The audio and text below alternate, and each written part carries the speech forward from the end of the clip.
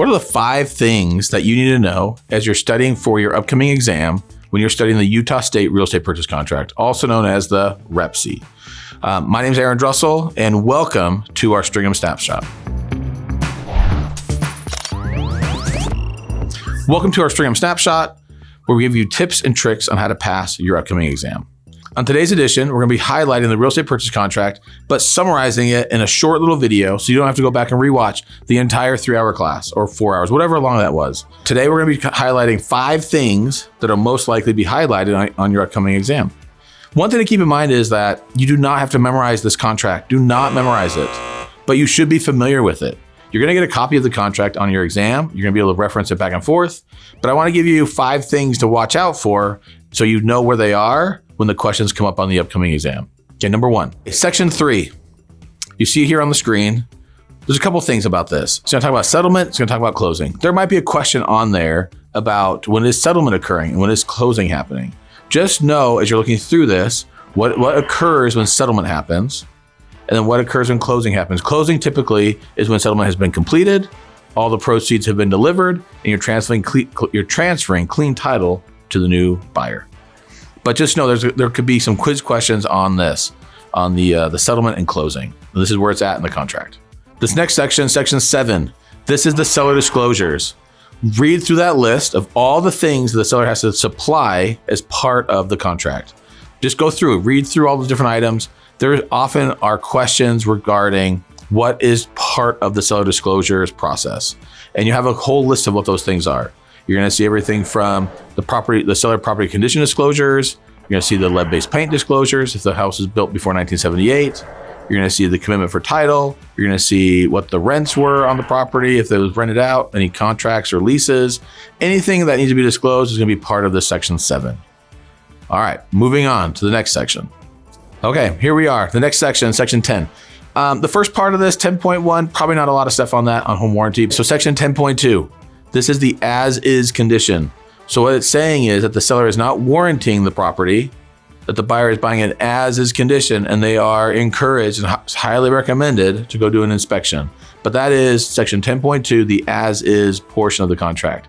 But section 10.3 often is, there are quiz questions on this. Okay, so let's look at section 10.3. And what it's saying is that the property is gonna be in the same condition that it was when the offer was first put in on the property. So the seller is saying, I'm not gonna change it around. I'm not gonna go through there and knock out walls and repaint it and change some stuff around. The way it was set up originally when you put the offer in and when it went under contract, it's gonna be the same as when it closes and it records. So section 10.3 is just assuring that it's not gonna change along that process. All right, here we are. Number 4 on our list is section 16. And honestly, we've been saving this for cleanup. Makes sense, because this is like the grand slam of them all, because it's going to be on your exam. For sure, it's on there. Pretty much guaranteed. This section right here talks about what happens when the buyer defaults or the seller defaults. And there are going to be some quiz questions. There's some exam questions on this. What you have to know is, here's how it works for a buyer. The buyer is moving along this contract. They've gone past their different dates, and now they're not going to perform. For whatever reason, something happened, they're not performing, they're not buying this property.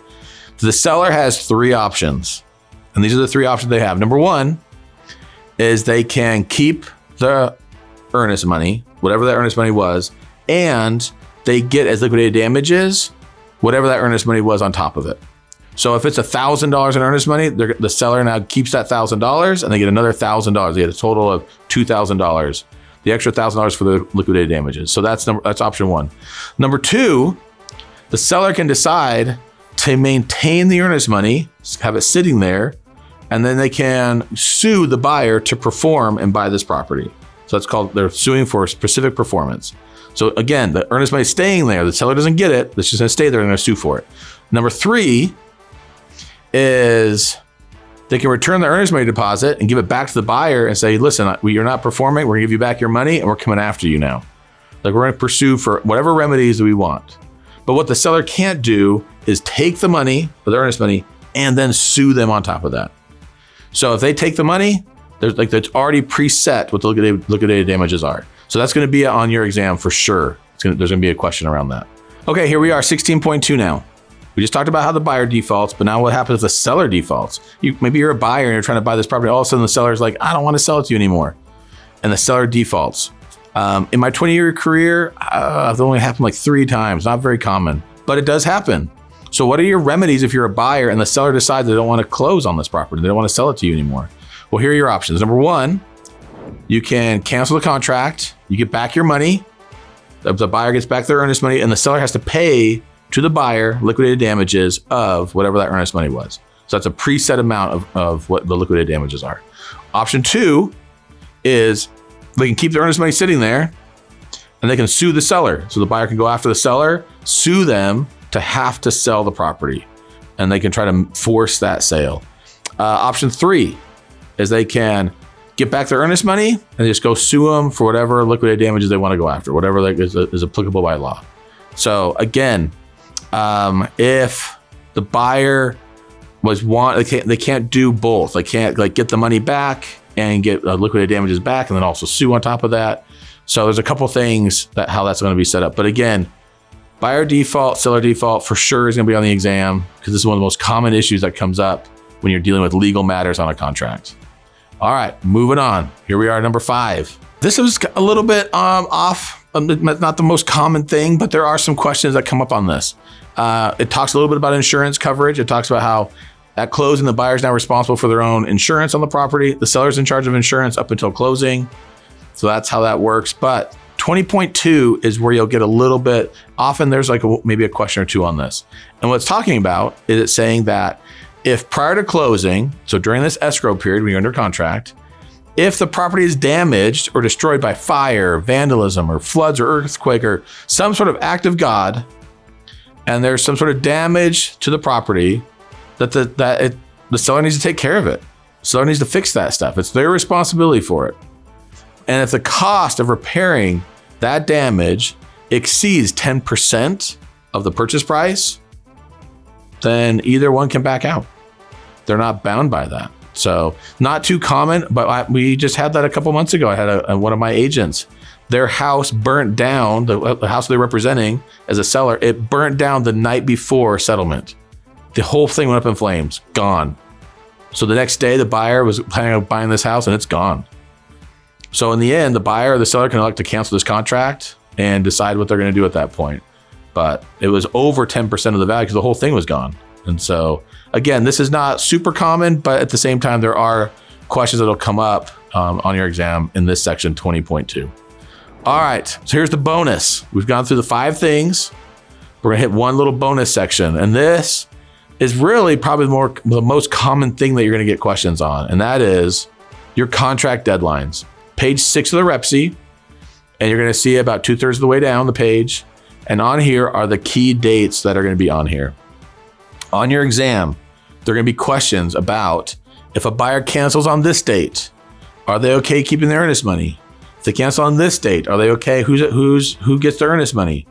And you're gonna know that by these different dates. And these are referenced, the due diligence deadline and the financing and appraisal deadline are both referenced in section 8.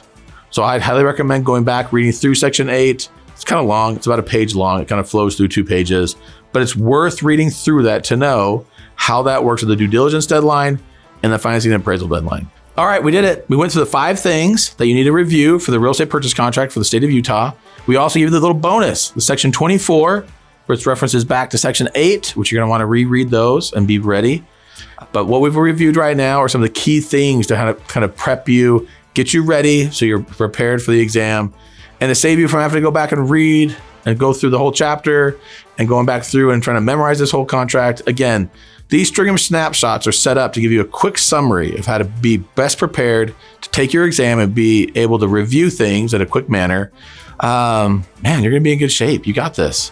But if you don't feel like you got it and you're feeling like overwhelmed, you're like, oh my gosh, this 10-minute video is like too much, then just come to the school. Tuesdays, Thursdays, we have live classes. Talk to one of the instructors or reach out to the school, call, email. Plenty of people are willing to help get you so you're not feeling overwhelmed. And if you're still feeling overwhelmed, just take a deep breath. You got this. I'm Drussel with the Stringham Snapshot, and we'll catch you on the next episode.